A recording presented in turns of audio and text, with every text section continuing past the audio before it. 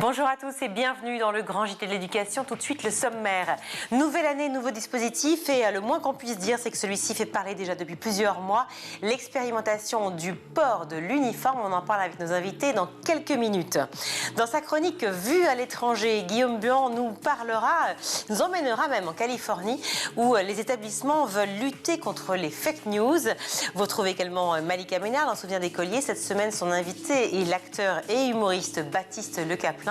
Mais tout de suite, on va retrouver Guillaume Buan pour l'actualité.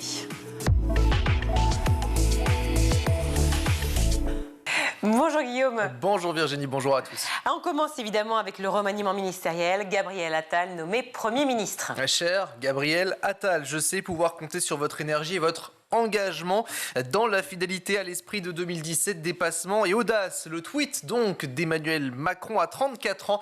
Gabriel Attal succède donc à Elisabeth Borne, nommée le 20 juillet 2023 à la tête du ministère de l'Éducation nationale, en lieu et place donc de Pape Ndiaye. Gabriel Attal qui n'aura passé que 5 mois et 13 jours rue de Grenelle, mais il aura marqué son passage par une série de mesures, la lutte contre le harcèlement scolaire, le rétablissement des épreuves du baccalauréat au mois de juin, ou encore le pacte enseignant, la remise en place du redoublement, la création de classes préparatoires au lycée pour les élèves qui échoueraient au brevet, ou encore le recours à la méthode singapourienne pour les mathématiques. Gabriel Attal qui devient au passage le plus jeune Premier ministre de la Ve République devant Laurent Fabius qui à l'époque avait 37 ans, mais il ne bat pas le record du ministre de l'Éducation qui avait fait un petit passage éclair, détenu par Benoît Hamon, 147 jours rue de Grenelle. À noter également qu'il s'agit là du 4e Premier ministre sous l'ère Emmanuel Macron. Gabriel Attal qui était au passage également la 57e personnalité politique préférée des Français selon le sondage du JDD. Et la passation de pouvoir s'est tenue à la mi-journée sur le perron de Matignon. Tout à fait. J'ai tenu sans trembler le cap fixé par le président. Voilà les mots d'Elisabeth Borne avant d'évoquer la loi immigration, la réforme des retraites. L'ex-première ministre a également évoqué le contexte inédit en l'absence de majorité relative à l'Assemblée nationale. Elisabeth Borne qui a tenu à adresser un message également sur l'égalité entre les femmes et les hommes. En prenant mes fonctions, j'avais adressé un message à toutes les petites filles en leur disant d'aller au bout de leurs rêves. Je pense que mon parcours démontre que quelle que soit son histoire, tout est possible. Mais j'ai aussi pu mesurer assez souvent qu'il reste du chemin pour l'égalité entre les femmes et les hommes. Alors, je le dis à toutes les femmes, tenez bon, l'avenir vous appartient. Alors à toutes et tous, je veux le dire, à vos côtés, je continuerai le combat. Elisabeth Borne, donc sur le perron de Matignon, à la suite de cette prise de parole, Gabriel Attal, son successeur, s'est exprimé. Il a dit voir en son arrivée un symbole d'audace et de mouvement, lui le plus jeune Premier ministre de la Ve République. Gabriel Attal qui annonce au passage emmener l'école avec lui à Matignon. Je le dis d'emblée, mesdames et messieurs, j'emmène avec moi ici à Matignon la cause de l'école. Je réaffirme l'école comme étant la mère de nos batailles, celle qui doit être au cœur de nos priorités et à qui je donnerai, comme Premier ministre, tous les moyens d'action nécessaires pour sa réussite. Elle sera l'une de mes priorités absolues dans mon action à la tête du gouvernement. Il y aura, de ce point de vue, une forme de continuité. Car en prenant des décisions fortes sur la baïa, en prenant des décisions fortes sur la laïcité, c'est pour la liberté que je me suis engagé.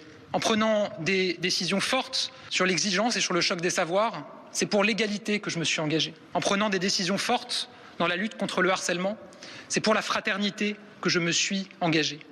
Liberté, égalité, fraternité. Cette devise de l'école est aussi celle de la République et ce sera toujours ma boussole. Agir sans attendre. Voilà également ce que sera le travail. C'est ce qu'a lancé Gabriel Attal qui promet au passage, je cite, de garder le contrôle de notre destin. À la suite de cette nomination, l'heure est aux réactions politiques. On va faire ensemble le tour des médias, si vous voulez bien. Et nous allons commencer par l'ancien Premier ministre sous l'ère Jacques Chirac. Il s'agit de Jean-Pierre Raffarin, qui était l'invité de nos confrères d'Europe 1. Pour lui, Gabriel Attal a deux atouts dans ce genre de situation. Gabriel Attal est quelqu'un de sérieux. Je crois qu'il a deux atouts dans un moment comme ça. Un, c'est la loyauté initiale du président. Quand il n'y a pas de loyauté, il y a un moment ou à l'autre une crise. Et puis, il faut incarner l'avenir. Parce que nous sommes dans une situation absurde, de mon point de vue, c'est que le président ne peut pas se représenter. Et donc, ses partisans, ils ont besoin d'un leader. Mettre le plus jeune, souvent le plus talentueux, c'est pas de ce point de vue-là absurde. Donc une incarnation d'un côté, au fond une sorte de talent et de loyauté, je pense que tout ça fait que c'est quelqu'un d'important.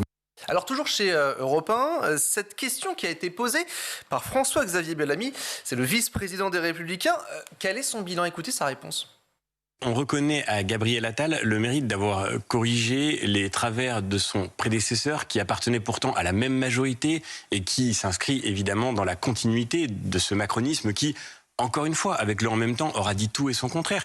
On voit finalement aujourd'hui que ceux qui ont depuis des années tenté d'alerter sur la réalité de la crise profonde que traverse l'éducation nationale sont en train de constater qu'en quelques mois, sans avoir encore rien fait, Gabriel Attal devient populaire pour avoir dit simplement la réalité d'une crise qui l'aura contribué à dissimuler pendant longtemps.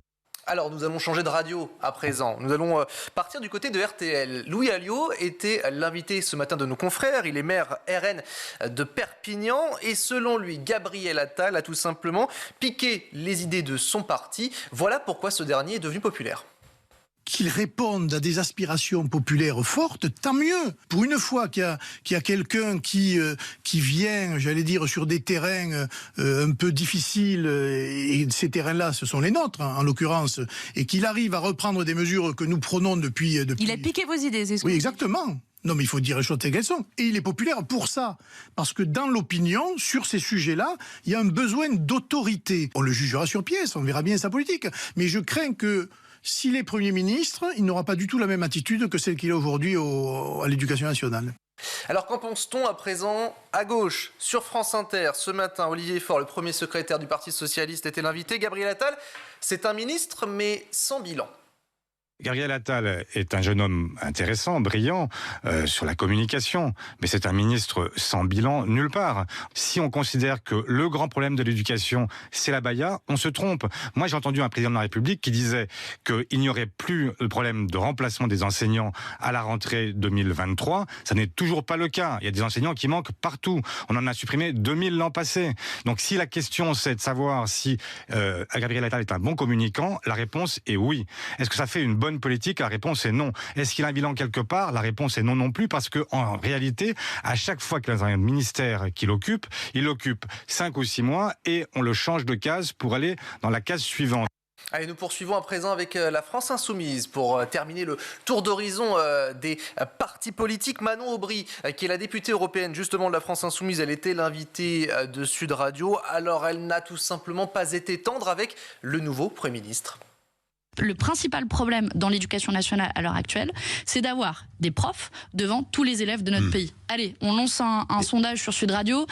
Combien de parents peuvent témoigner que leurs enfants n'ont pas tous un professeur devant eux sur l'ensemble des créneaux qu'ils doivent avoir? Est-ce qu'en 5 mois, on met un professeur devant tous les élèves? Je pense que ça doit être la priorité numéro 1. Et au lieu de ça, il a agité le truc de l'abaya, comme si c'était le problème numéro 1 dans les écoles de France de notre pays. Il n'a pas fait que l'abaya, hein. Il n'a pas parlé que de l'abaya. C'est la principale chose qui a été mise à son actif. Alors du côté de la majorité, les félicitations tout de même, il faut le dire, de Bruno Le Maire, le ministre de l'économie, qui félicite donc son collègue et donc le chef du gouvernement, Gabriel Attal. Je n'ai aucun doute sur l'engagement et la force que tu mettras au service des Françaises et des Français. Respect et amitié.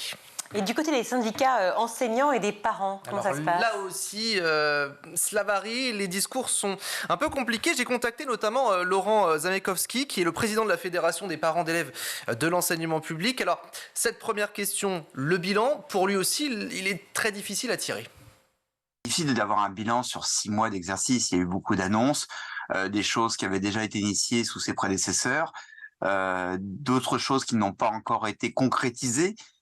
Seuls les textes, par exemple, sur le stage de seconde ont été présentés en Conseil supérieur de l'éducation. Donc aujourd'hui, il est difficile d'avoir un jugement sur seulement 6 mois d'activité comme ministre de l'Éducation. En termes de communication externe, il a eu effectivement une communication qui a été assez percutante, qui a été assez entendue. En revanche, il n'a pas rencontré encore les associations de parents d'élèves, par exemple. À présent, tous les yeux sont rivés sur le successeur. Qui sera-t-il ou elle? Eh bien, la réponse dans les prochains jours, mais Laurent Zamekowski a déjà dévoilé les attentes qu'attendent notamment les syndicats.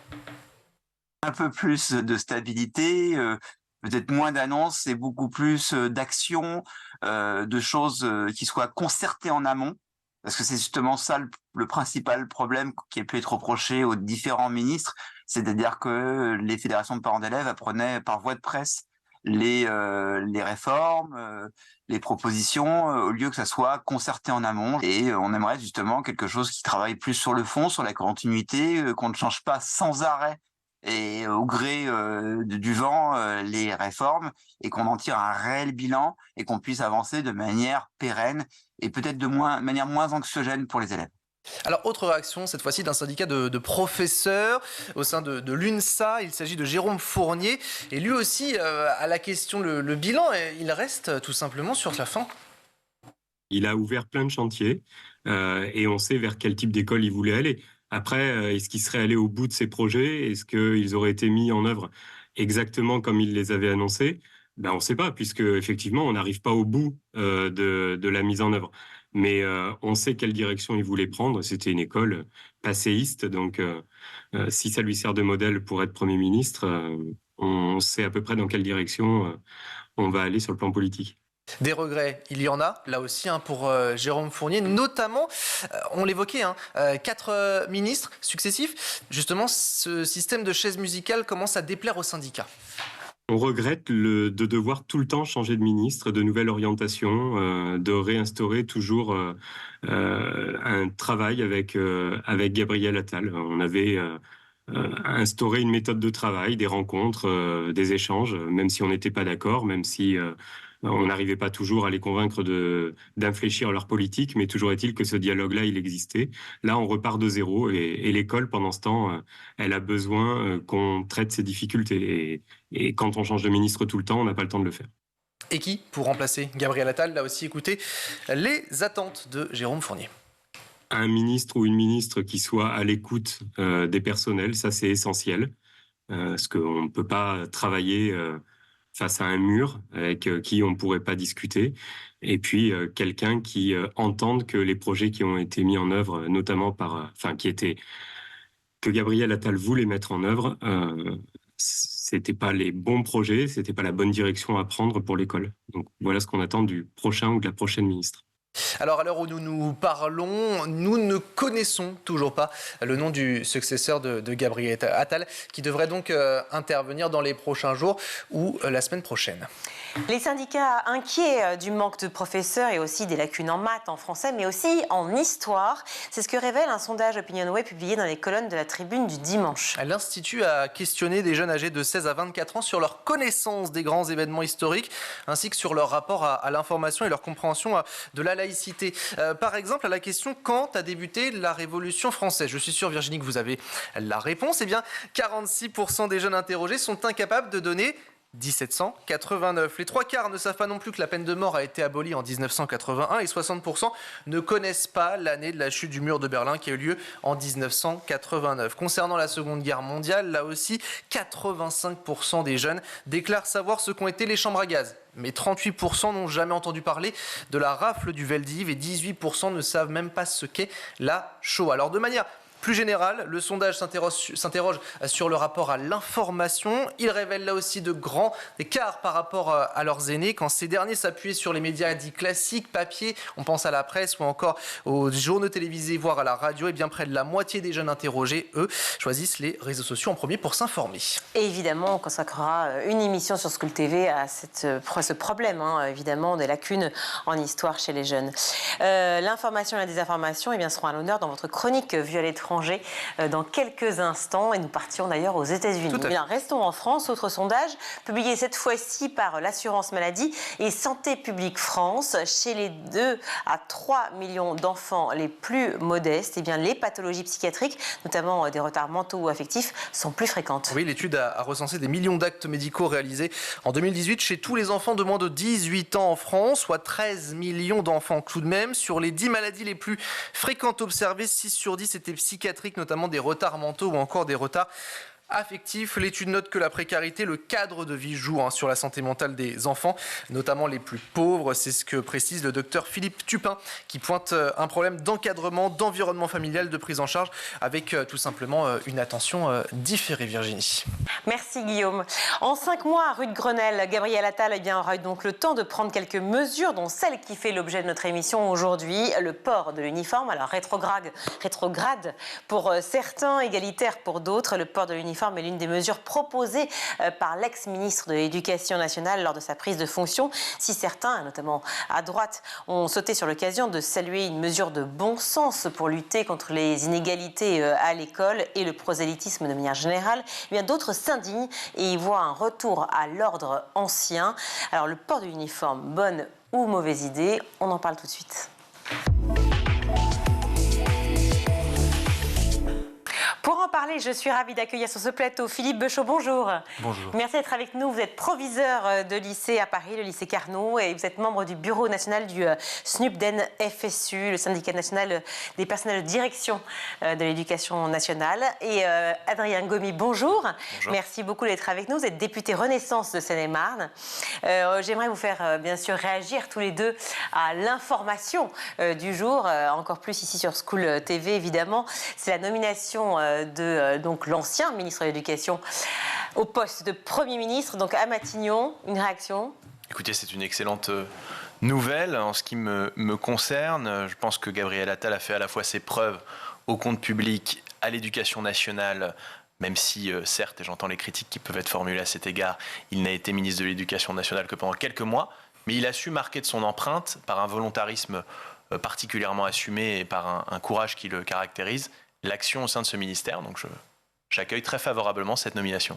Je cite, « J'emmène avec moi la cause de l'école, mère de nos batailles », dit Gabriel Attal. Une réaction, Philippe Beuchot. Oui, une réaction. Alors c'est vrai que, comme l'a dit monsieur le député, monsieur le ministre, monsieur le Premier ministre n'est pas resté longtemps à l'école, donc on n'a pas eu beaucoup l'occasion de mesurer son action. Il y a eu beaucoup de déclaratifs qui pouvaient avoir des idées intéressantes, mais c'est vrai que la mise en œuvre, il y a des choses qui ont été encore annoncées ce matin, puisqu'il a animé une vidéoconférence envers les chefs d'établissement. Il y a de grosses interrogations sur comment emmener cette rénovation de l'école, parce que je pense qu'il y a des détails, en tout cas organisationnels et de coûts, qui ont sans doute été sous-évalués. Mère de nos batailles, ce sont les mots d'Emmanuel Macron lui-même, ce qui était rassurant pour l'un comme pour l'autre sur effectivement la prise en compte de la situation de l'école aujourd'hui. Alors oui, c'est fondamental. Je veux dire, l'ensemble des personnels de l'éducation nationale, depuis de nombreuses années, défend la cause de l'école. C'est sans doute le creuset de notre société. Une école qui va former de manière équitable, égalitaire, l'ensemble de ses citoyens. Je crois que c'est important. Alors après, il faut qu'on trouve les bons moyens. C'est pas facile. La société est diverse. La société est complexe et donc une solution générale, je le disais à monsieur le député au préalable de l'émission, ne fonctionnera pas selon le contexte social, selon le contexte territorial. Donc ça, c'est des points de vigilance, bien évidemment, mais c'est tous notre mère des batailles, bien évidemment. Mère de nos batailles, mais on peut se poser la question quand même, parce qu'en moins d'un an, il y a eu 3 ministres de l'Éducation. C'est quand même beaucoup. Le temps de l'école, celui des transformations lentes, dures et qui doivent être pérennes. Enfin, on les souhaite. Forcément, c'est vrai qu'on se pose tous cette question. Qui va demain reprendre les rênes? Comment ça va se passer? Est-ce qu'il y aura encore de nouvelles transformations? Une réaction par rapport à cela, monsieur le député? Je n'ai pas la réponse sur le remplaçant potentiel du Premier ministre. En tous les cas, ce que j'ai remarqué avec la nomination de Gabriel Attal au ministère de l'Éducation nationale, c'est une véritable capacité à imprimer de la part de Gabriel, disons-le clairement, sur un certain nombre de sujets, lutte contre le harcèlement. Je pense qu'il a été parmi les premiers ministres de l'Éducation nationale à faire de ce sujet le point le plus important de son action. C'est ce qu'il a su faire aussi sur bien d'autres sujets, sur la revalorisation des savoirs dits fondamentaux, avec le choc des savoirs, et puis sur la question qui va être également abordée, la question de l'expérimentation de l'uniforme. On voit que c'est un ministre jeune, qui est dynamique, qui a une véritable vision de l'éducation et de l'école, et je pense que ça a été, à vrai dire, salué par l'ensemble des forces politiques, et j'ai plutôt de bons retours de la part des enseignants. Moi-même étant, comme je le disais hors antenne, fils d'une institutrice, d'une professeure des écoles et d'un papa qui est professeur à l'université. Comment le vivent d'ailleurs les professeurs au sein de votre lycée, par exemple, ou même les parents de l'école? Alors, vous êtes en plein cœur de Paris, hein, mais oui. On a vu aussi beaucoup de parents effectivement prendre la parole sur le sujet de l'école aujourd'hui. Remettre en avant l'école, c'est fondamental. On ne peut pas être d'accord. Je veux dire, quelqu'un ne serait pas d'accord sur la nécessité de mettre l'école au plan. Oui. Après, c'est nos inquiétudes, c'est de dépasser l'annonce politique pour que dans les faits, on arrive à avoir quelque chose qui fasse progresser le système. C'est-à-dire qu'on a vu tout ce qui a été fait, je ne citerai que par exemple que le pacte, où on nous demande de mettre en œuvre alors du remplacement, des projets, donc quelque chose qui est obligatoire en s'appuyant sur le volontariat des enseignants. C'est très compliqué. C'est très compliqué parce que comme on ne peut pas l'imposer, eh bien, on a quelque chose qu'on doit mettre en œuvre, mais on ne sait pas si on aura quelqu'un pour le faire. Alors ça, il y a un certain nombre de choses qui... Voilà. Aujourd'hui, je pense que... je ne sais pas non plus, hein, évidemment, qui succédera à M. Attal. Bon, il a dit qu'il l'emmenait, donc je pense qu'il va garder un regard sur le sujet. Il faudra quelqu'un qui soit capable d'imposer un pragmatisme et de se donner les moyens de ses déclarations. C'est ça qui est important. Vous pointez du doigt un sujet très important qui est le poids, en fait, effectivement, la responsabilité des chefs d'établissement, notamment dans toutes les actions qui sont menées effectivement au sein de l'école. Alors venons à l'uniforme, puisque c'est l'objet de la question du jour. Évidemment, cette année, donc, il y a beaucoup d'expérimentations. Hier, on a consacré une émission aux cours d'empathie qui ont démarré justement hier. Aujourd'hui, c'est l'uniforme. Une mesure donc, pour la rentrée, a priori, de septembre prochain, mais qui démarre déjà, je crois, vous l'avez dit hors antenne, avril-mai, c'est ça? Printemps, oui, tout à fait. Oui, dans quelques collectivités qui le souhaitent. Déjà, est-ce que c'est bien qu'il y ait ce choix? Est-ce que c'est la bonne façon d'opérer? Je crois que oui. À vrai dire, l'expérimentation permettra de voir si ça fonctionne ou pas. Vous parliez de pragmatisme et justement ça répond à cette inquiétude. Sur l'uniforme, moi j'y suis à titre personnel très favorable. C'est la raison pour laquelle avec une trentaine de parlementaires on a co-signé une tribune il y a de cela quelques jours pour soutenir l'expérimentation qui a été appelée de ses voeux par alors ministre de l'Éducation nationale, Gabriel Attal. J'ai posé aussi une question au gouvernement il y a peu. Je suis persuadé que c'est par l'expérimentation et surtout par notre capacité à allier à cette expérimentation les équipes pédagogiques, les élus. On le voit aujourd'hui, ce sont les collectivités volontaires qui vont pouvoir mettre en place dans les écoles de leur choix cette expérimentation. Donc à vrai dire, ça nous permettra d'avoir un recul qui aujourd'hui n'existe pas véritablement, même si on a des exemples qui sont assez intéressants, notamment dans nos territoires ultramarins. On le voit en Nouvelle-Calédonie avec la province sud, qui il y a 7 ans a rendu obligatoire l'uniforme. Aujourd'hui, on a 92% des parents qui disent on y est favorable et ça fonctionne bien.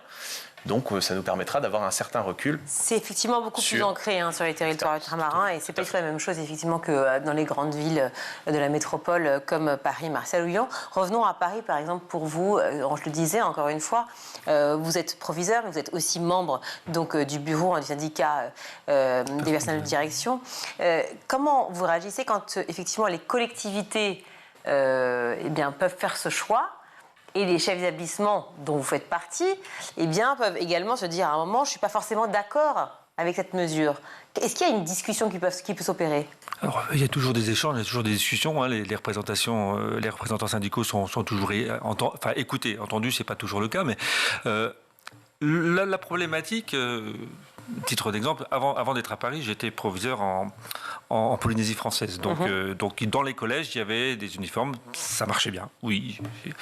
Aujourd'hui, la discussion, moi ce qui m'interpelle dans cette discussion, c'est pas l'uniforme en tant que tel, à part qui paiera, les égalités par rapport à cela. On va en parler parce que c'est intéressant quand même. La ventilation, c'est-à-dire qu'en Polynésie, en Nouvelle-Calédonie, ça marche bien, mais c'est un t-shirt, un polo, d'accord, puisqu'on le met toute l'année et ça pose pas de problème.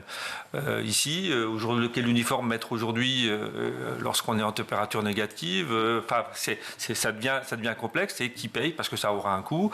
Et surtout, est-ce que c'est vraiment ça qui va changer la problématique de l'école? C'est là. Et alors, à titre personnel, et mon organisation syndicale est sur ce sujet-là, je pense que le problème de l'école ne sera pas résolu en mettant un uniforme. Alors, c'est pas une opposition de principe, puisque ça peut permettre de gommer des inégalités de moyens par rapport à l'affichage, c'est-à-dire qu'on retrouve quelque chose où les discussions qu'on a pu avoir en fin d'année sur les tenues à connotation religieuse ou autre, oui, ça peut apporter quelque chose d'intéressant. Mais c'est en aucun cas le problème essentiel de l'école de demain. Mais si on peut imaginer que plusieurs petites pierres amènent effectivement à la construction d'un édifice, est-ce qu'on peut imaginer que cette pierre-là peut être utile à votre avis? Et évidemment, on va détailler cette idée d'uniforme. C'est un sujet extrêmement compliqué sur lequel je vais avoir du mal à pas du mal à me positionner, mais oui, ça peut apporter quelque chose, bien évidemment, lorsque dans la cour, il n'y aura plus de discrimination parce que j'ai des baskets de telle marque, j'ai un polo de telle autre marque, j'ai un sac de luxe, moi pas, évidemment. Évidemment, c'est des problématiques, et dans certains types d'établissements, en particulier, ça pourra apporter plus. Un établissement comme le mien, par exemple, bon, qui n'est pas représentatif, bien évidemment, ça ne va pas apporter grand-chose parce que quand on regarde, ils sont tous habillés pareil. Alors, il y a du rouge, il y a du vert, il y a du bleu, mais il n'y a pas d'opposition. Alors, c'est vrai que dans les territoires d'outre-mer, vous l'avez dit, au lycée, par exemple, là, en Polynésie, il n'y avait plus d'uniforme. C'était qu'au collège, évidemment. On voyait des élèves très défavorisés qui venaient avec des vêtements qui étaient propres, mais qui étaient déchirés. Alors oui, ça apporte. Alors après, qui le fournit? C'est autre chose, hein, parce que certaines collectivités s'en emparent, mais je ne suis pas certain que toutes les collectivités s'en empareront. Et ça peut être une problématique. Non, d'où l'idée de l'expérimentation, justement. Et c'est sûr qu'on détaille ensemble. Je voudrais revenir juste sur un point, parce qu'en fait, cette idée d'uniforme, c'est un peu un marronnier. C'est pas la première fois qu'on en parle. Ça fait des années, des décennies même.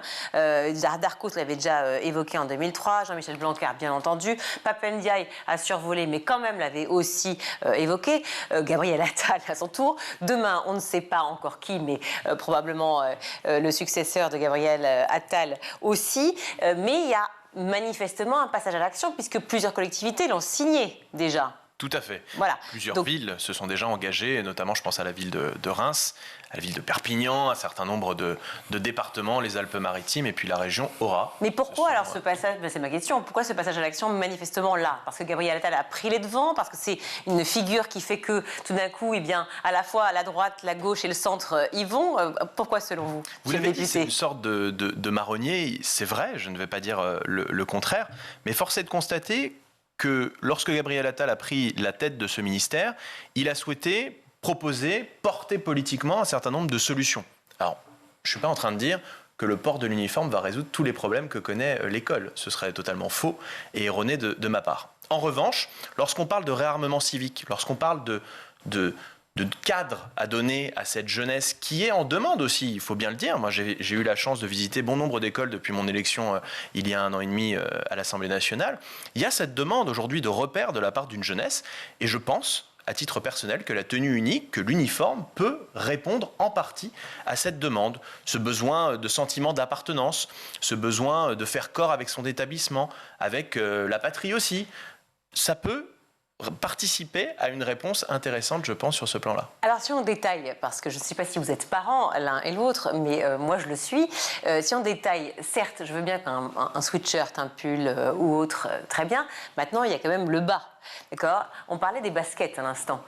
Typiquement, on le voit, l'essor des baskets aujourd'hui, donc des chaussures de manière générale chez les jeunes, est très important. Ça marque la différence à l'école et on le voit. Comment gommer réellement? Est-ce que vraiment l'uniforme peut gommer ces inégalités dont on parle, puisque c'est la raison première évoquée. On va les amoindrir, on va pas les gommer, parce que comme vous le dites, les jeunes ont toujours la capacité, par des accessoires, par des chaussures, de se distinguer. La question n'est pas véritablement là, à mon sens. La question, c'est de savoir si on peut aujourd'hui renforcer ce sentiment d'appartenance qui manque à toute une génération qui est en demande.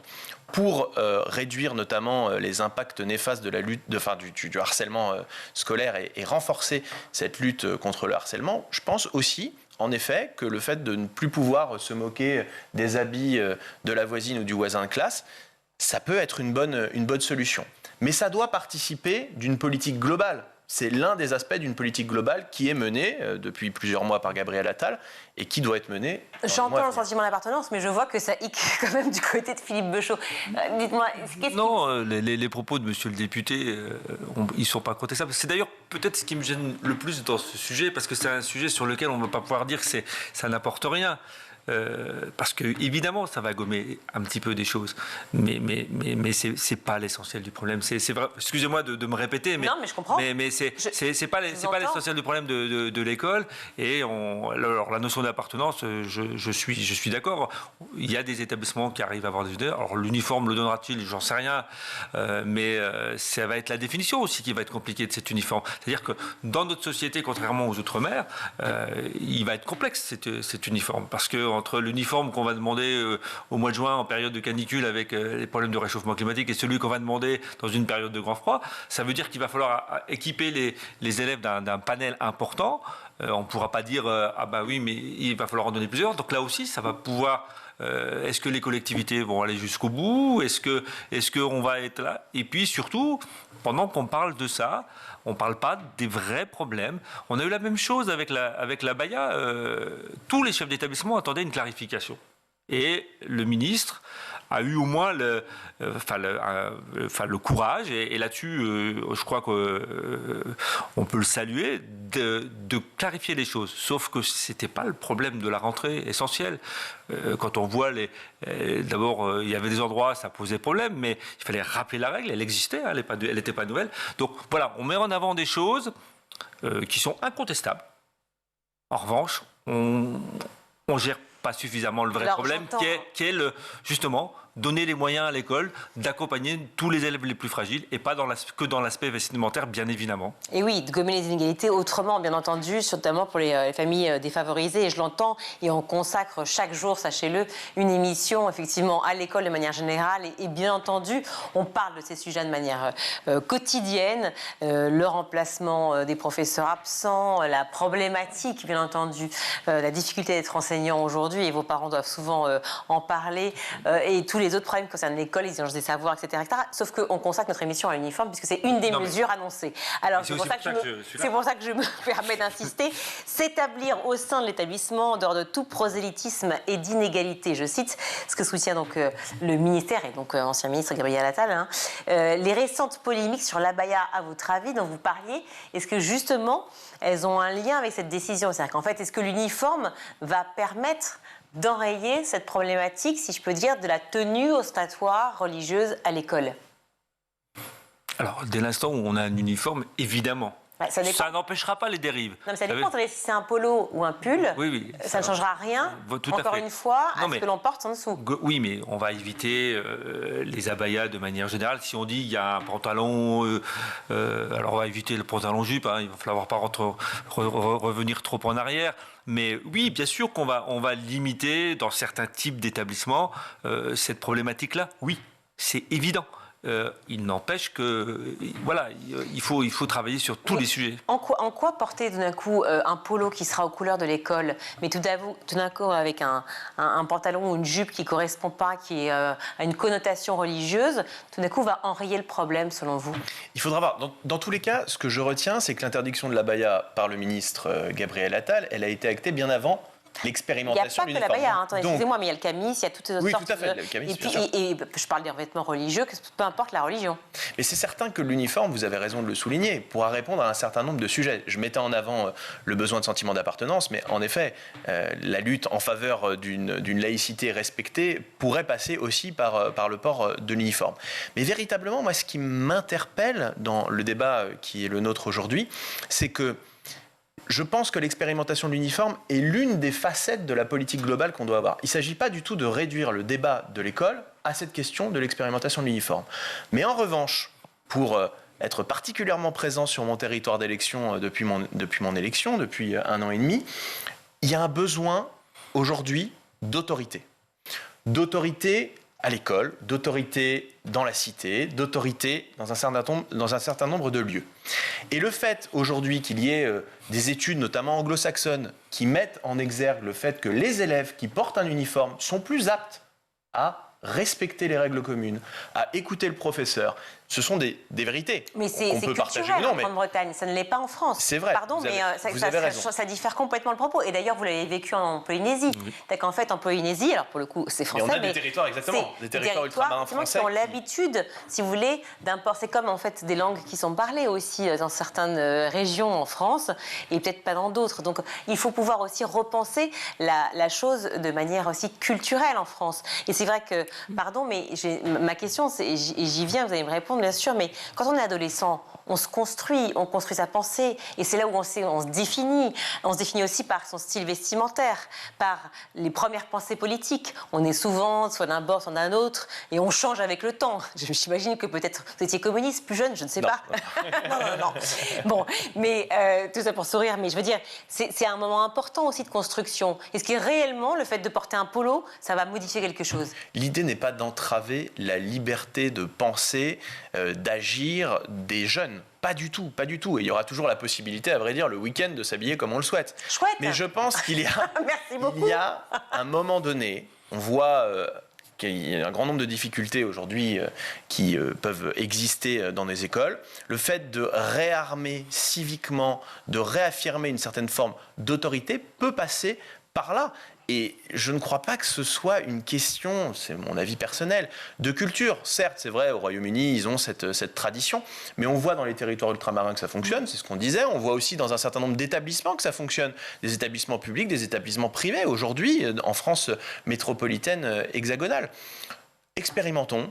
Et on verra, on pourra tirer les conclusions de cette expérimentation. Alors c'est intéressant que vous disiez justement public-privé, parce que là, ça va se jouer aussi, et notamment sur le coût. On a une logique de coût. Par exemple, Laurent Wauquiez qui a proposé 3 polos et 2 pulls pour la tenue officielle pour sa région.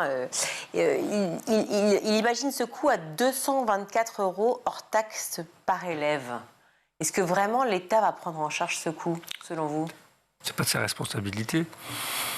C'est la responsabilité des collectivités territoriales. Donc c'est là aussi souvent une des difficultés. C'est-à-dire qu'il y a une politique nationale en disant on a envie d'aller vers ça, mais c'est pas de la compétence de l'État, c'est bien de la compétence de la collectivité. Donc moi aussi je suis capable de prendre une décision si c'est pas moi qui paye. D'ailleurs, je décide que et les autres paieront. Donc voilà, ça va être un problème parce que ça va générer des inégalités territoriales. Ça c'est clair. Après. L'uniforme, moi ça me choque pas parce que l'école n'est pas faite pour qu'un élève se construise une identité vestimentaire. C'est pas l'objet parce que justement c'est de la diversion. Alors, et là-dessus, ça pourrait être un avantage de l'uniforme. Pardon, mais c'est inversé l'argument. C'est parce que il se construit une identité qu'il peut montrer effectivement une tenue différente. Donc l'uniforme ne va pas entraver cette liberté. Là-dessus, on est d'accord. Il y aura au moins un point sur lequel on sera d'accord. Mais je pense que il faut qu'on expérimente. Pourquoi pas? Si des collectivités veulent s'engager dans la démarche, on mesurera. Et à titre personnel, je pense que ça aura des effets bénéfiques. C'est pas l'opposition que vous avez peut-être sentie dans notre positionnement. Elle n'est pas dans l'utilité ou pas. En disant. Oui, mais est-ce que c'était la priorité? Voilà, c'est la vraie question. Ça c'est sûr qu'effectivement, il y a plusieurs priorités, il n'y a aucun doute. La question du coût, pour moi, est très intéressante, parce qu'un kit Made in France d'environ 200 € sans que les familles ne déboursent 1 centime, voilà, c'est juste la question, est-ce que vous y croyez vraiment? J'allais y revenir, justement. Ce qui a été proposé, avancé par le ministre de l'Éducation nationale, c'est une prise en charge de moitié par l'État, et l'autre moitié à la charge des collectivités territoriales, parce que la question du coût, notamment pour les familles, se pose.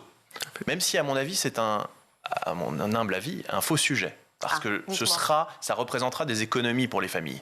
Et puis aussi une facilité particulière le matin pour habiller les enfants. Des économies par rapport à tous les vêtements qu'ils achètent. Par rapport à tous les vêtements de marque, bien sûr, qui sont particulièrement onéreux. Et on voit aujourd'hui qu'il y a une spirale consumériste à l'école qui existe. Pardon, il y a beaucoup d'enfants qui n'ont pas de vêtements de marque. Bien entendu. C'est une économie. C'est pour ça qu'il faudra prévoir aussi peut-être une prise en charge pour les étudiants boursiers. Mais à vrai dire, toutes ces modalités pratiques seront précisées dans quelques semaines par le successeur ou la successeur de Gabriel Attal. Ce qui est important, c'est de voir qu'aujourd'hui, on donne la possibilité aux collectivités volontaires qui doivent le faire en lien avec le corps enseignant, en lien avec les équipes pédagogiques, de mettre en place et d'essayer. Puis ensuite, nous verrons si ça fonctionne ou pas. Vous le dites vous-même, il est probable que ça apportera des choses bénéfiques. Donc, essayons. Le problème, c'est l'expérimentation, on n'a pas le choix. Mais pour être dans le monde de l'éducation depuis très longtemps, des expérimentations, j'en ai vécu, j'en ai provoqué, j'en ai accompagné. La difficulté, c'est toujours à la généralisation. Et c'est là qu'il faut, pour que la généralisation soit pas un effet inverse à l'expérimentation. On l'a vu avec des dispositifs de soutien. Quand on les expérimente, ça marche bien parce qu'on a un peu de moyens, on fait, ça marche bien. Puis quand on généralise, tout explose. Donc, uniforme, sans doute pas, mais il faudra que toutes les collectivités, vous avez dit que ce sera au mieux 50-50, et je ne suis pas certain que toutes les collectivités arrivent à se mettre d'accord pour avoir quelque chose qui soit viable dans le temps. Et c'est ça le problème. Vous trouverez une collectivité, une mairie pour le primaire, un département pour le collège et une région pour le lycée qui va jouer le jeu et qui va bien le jouer. Donc là, vous démontrerez que c'est parfait parce que la région aura décidé d'aller, alors pour des raisons diverses, parce qu'ils y croient vraiment, parce que politiquement, ils veulent accompagner la démarche gouvernementale. Et puis le jour en général, que vous en allez en avoir qui vont freiner des cas de fer, ça va poser problème. Et ça, c'est une vraie question qu'il faudra se poser et qu'il faut se poser. La problématique aussi entre filles et garçons, la tenue donc qui va différer, ça peut être plus compliqué en fonction des bords politiques de chaque collectivité, département ou région, de chaque ville. Comment aussi juguler ce problème-là ? Oui, c'est une difficulté. Et puis alors on voit que la notion de genre aujourd'hui évolue et dans le respect de chacun. Oui, c'est alors a priori, mais c'est compliqué aussi de dire on met filles, garçons, même tenue, mais pourquoi pas ? Parce qu'il y a des tenues qui peuvent... Un sac sinon ? Des pays qui le font. On va pas exagérer, non mais je veux dire... Il peut y avoir un pantalon, chemise, polo qui est unisexe. Je veux dire, on a beaucoup de choses unisexes. Donc ça, c'est un problème qui peut se régler. Ça, c'est pas une difficulté majeure. Après, il y aura toujours, évidemment, dès l'instant où il va y avoir un changement, et bien, il y aura les gens qui disent « mais moi, j'aime pas votre polo ». Bah oui, bon, après, aujourd'hui, comme vous l'avez dit tout à l'heure, les anglo-saxons, ils contestent pas. Non. Puisqu'ils sont nés avec, ils l'ont toujours eu. Ce que je veux dire par là, c'est que si, par exemple, on n'a que le haut et que le bas, et qu'en fonction, on va dire, l'uniforme pas amener à dérive de non, les jupes pas au-dessus du genou mais toujours en dessous, que des jupes longues, vous voyez, ça c'est une question pratique qui devrait être précisée. Oui. Vous avez tout à fait raison. Dans le monde ultramarin, c'est que le haut. Oui. Il n'y a pas d'uniforme bas. C'est bien pour ça que peut-être que la question se posera in fine pour le bas. Tout à fait. Non, mais oui. Et puis là, on a parlé de polo et de pull. Il va y avoir des moments où quand on va être, parce que quand vous êtes dans un établissement où il n'y a pas de préau, il n'y a pas de choses comme ça existe encore. S'il fait -5, -6, le seul pull, alors est-ce qu'on y met une parka, est-ce qu'on y met quelque chose, ou bien ils mettent les leurs. Bon voilà, alors, il y aura des débats, mais on le voit aujourd'hui avec nos combats contre les couvre-chefs, par exemple, quels qu'ils soient. On n'est pas là dans. Eh bien, on en reparlera enfin un débat sur la question, mais on vous invitera aussi pour parler du reste des problématiques de l'école. Avec grand plaisir. Parce que je crois que c'est l'essentiel. Mais bien sûr, évidemment. Mais on parle de l'essentiel tous les jours, par petits bouts, par angle, on appelle ça chez les journalistes. Merci beaucoup d'avoir été avec nous, Philippe Beuchot et Adrien Guillaumy. Merci mille fois d'être venu sur School TV. On marque une courte pause, on se retrouve.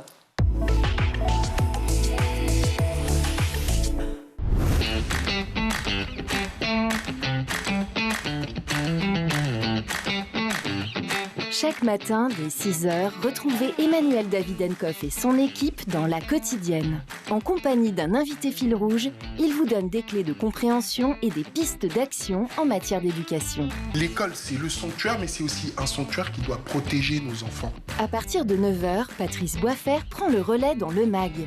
Au cœur des territoires, la parole est donnée tous les jours aux élus locaux et régionaux ainsi qu'à ceux qui font l'école. Initiatives locales, projets éducatifs, l'équipe du MAG met en avant ceux qui cherchent à faire bouger les choses. Et donc nous devons en permanence ajuster, accompagner les jeunes évidemment, mais aussi les familles et faire en sorte qu'ils puissent étudier dans des lieux le plus agréables possible. À 12h30, School TV vous propose de plonger dans l'école du futur. Avec ses invités, Philippine Dolbeau décode et teste les nouvelles technologies mises au service de l'éducation. Comment éduquer nos enfants à l'ère du numérique? Élément de réponse avec une équipe de chroniqueurs à la pointe des tendances tech. Nous, notre point, c'est de dire qu'avec l'expansion du numérique et la prépondérance des écrans, il est normal de donner à la littérature les moyens de se battre à l'heure du numérique. Tous les soirs à 20h30, dans le grand JT de l'éducation, Virginie Guillaume fait le point sur l'actualité du jour. Politiques et acteurs de l'éducation se questionnent sur l'avenir de nos enfants à l'école. Je me suis rendu compte que beaucoup d'enseignants aujourd'hui en France se retrouvent à utiliser leur propre téléphone portable, leur propre ordinateur pour faire des contenus ou pour dialoguer avec leurs élèves. C'est indigne. Chaque semaine, Malika Ménard reçoit une personnalité qui raconte ses souvenirs d'écolier et dévoile sa vision de l'école d'aujourd'hui et de demain. L'école de demain, ça doit être d'offrir 1 milliard de possibilités à tout le monde avec le même niveau de satisfaction et voilà, qu'il n'y ait pas les bons, les mauvais. School TV, imaginons ensemble l'école de demain.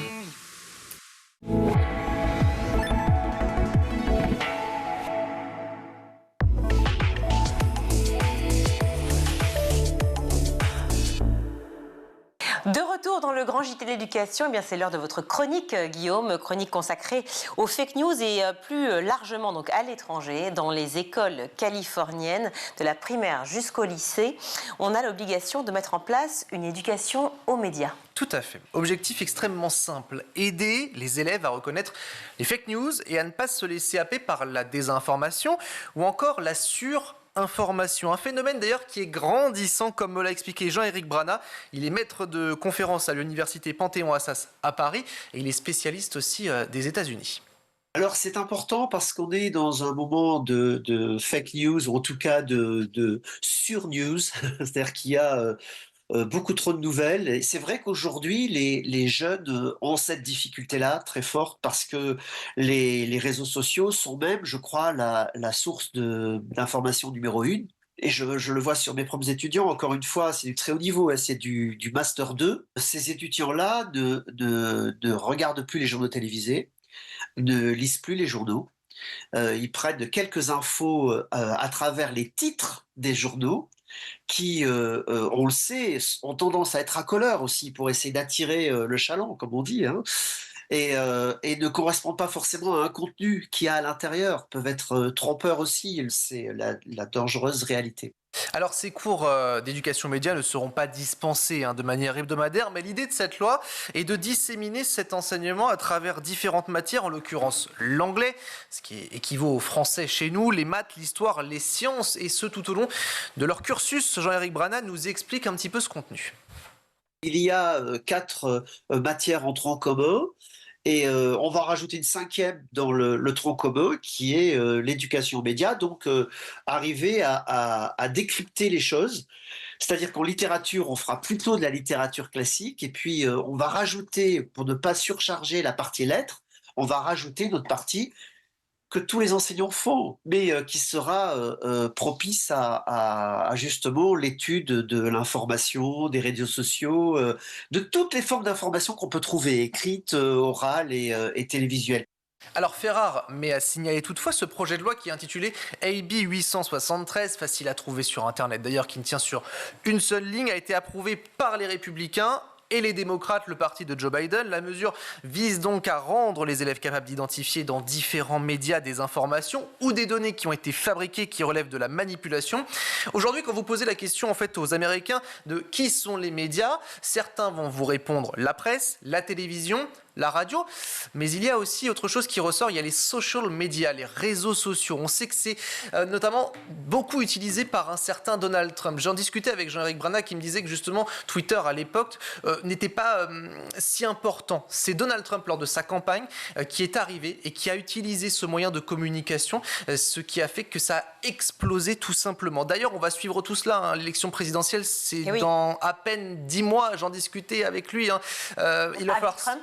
Non, pas avec Trump, mais avec Jean-Éric Brana, qui est vraiment spécialiste de la question des États-Unis. Et on en discutait de cet lien entre Trump et les réseaux sociaux. Trump qui est revenu sur Twitter, plus de 85 millions de personnes qui suivent Trump, donc il faudra suivre tout cela. Élections qui vont se dérouler au mois de novembre prochain, bien sûr, à suivre. Est-ce qu'il y aura encore l'éducation aux médias, du coup, après cette élection ? C'est ça la question. Alors on va l'espérer.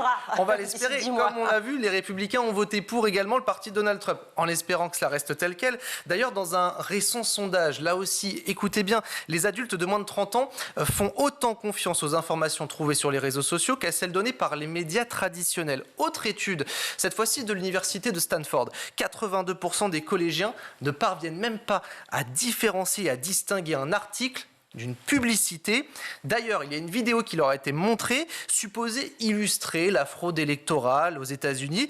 Eh bien, la vidéo, elle a été tournée tout simplement en Russie et non pas aux États-Unis. Elle a trompé quand même un lycéen sur deux qui a considéré qu'il s'agissait là d'une preuve. C'est dire un petit peu la crédulité, si vous me permettez. Et alors, comment on réagit dans le pays après cette loi ? Ça ne convainc pas tout le monde, très clairement. Un élu démocrate se défend toutefois. Il explique avoir vu l'impact de la désinformation sur le monde réel, comment elle influence aussi les choix de la population. On se rappelle également de ce qui s'est passé le 6 janvier 2021, l'assaut du Capitole ordonné notamment par Donald Trump. La loi, elle n'a pas prévu de budget, là non plus.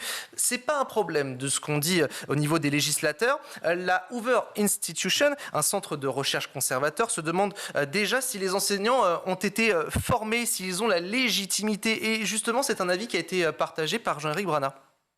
Si vous mettez des enseignants qui prennent ce cours-là, il faut qu'ils soient formés.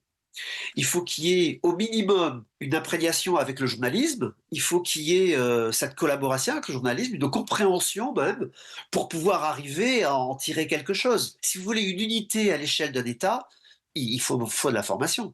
Pour que le corpus soit le même pour tous, qu'on s'entende sur ce qu'on va faire et pas faire, et comment on va le faire, et avec quels outils, pour ne pas dévier justement sur du partisanisme, et donc arriver à faire d'une bonne idée une très mauvaise idée, parce qu'au final, on finirait par faire n'importe quoi.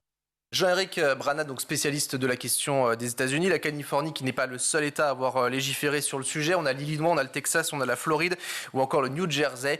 D'ailleurs, selon l'association Media Literacy Now, qu'on peut traduire par éducation média, 18 États sur les 50 que constitue l'Union se sont penchés sur cette question en espérant que cela se généralise. Alors, en France, très rapidement, on a cette éducation aux médias. On aura notamment la 35e édition de la Semaine aux médias qui va se dérouler du 18 au 23 mars prochain et qui se déroule dans les écoles.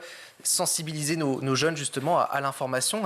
C'est aussi peut-être un autre projet qui va attendre le futur ministre de l'Éducation. Merci beaucoup, merci Guillaume. Tout de suite, on va retrouver Malika Ménard dans Souvenirs d'écoliers. Et cette semaine, son invité est l'humoriste et acteur Baptiste Le Caplin. Est-ce que déjà à l'époque, tu faisais rire les gens ? Pas du tout. C'est vrai ? Absolument pas. Catastrophe. T'essayais ? Tu sentais ça ou pas du tout ? Timide, je bégayais, je rougissais quand je parlais en public.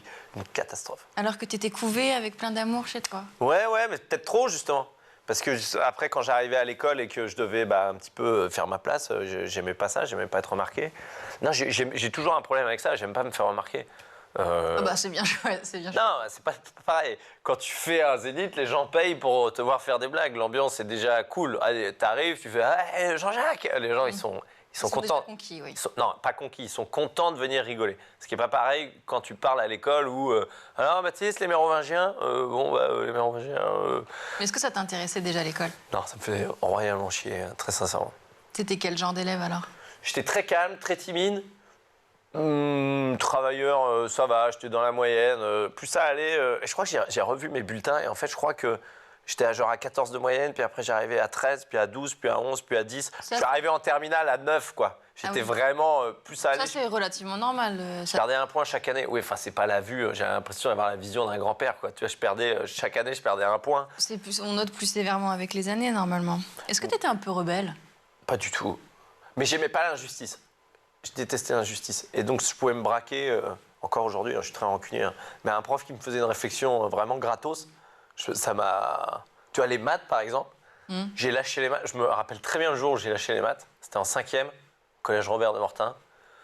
Le prof, il avait décidé de rendre les copies dans l'ordre de la meilleure note à la moins bonne. Non, mais ce qui est complètement fou.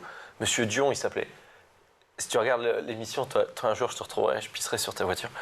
Il rend et il me dit le meilleur pour la fin, Baptiste 0,5 sur 20.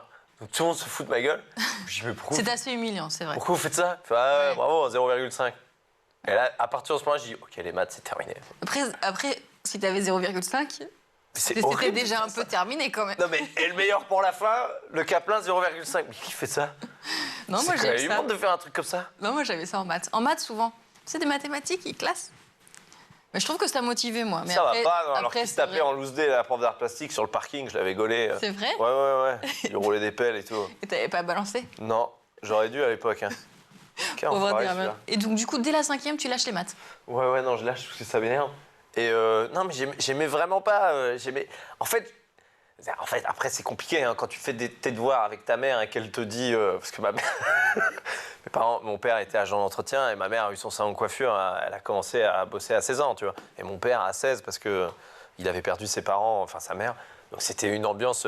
C'était pas du tout scolaire. Hein. Donc mes parents, c'était on met les mains dans le cambouis et on travaille. Donc quand les devoirs commençaient à devenir de plus en plus compliqués, ma mère me sortait des phrases genre non mais ça servira à rien, jamais tu vas réutiliser ça plus tard. Donc je dis mais maman tu peux pas me dire ça. Au moment où on est en train d'apprendre les trucs sur Marignan, elle me fait mais ça on s'en fout, ça sert à rien ça. Bon allez vas-y fais. Donc tu vois il y avait un truc qui m'a pété dans le cerveau en me disant bon je suis bien conscient que tout n'est pas super utile. Donc du coup les maths tu détestais, est-ce qu'il y avait une matière en revanche que tu affectionnais?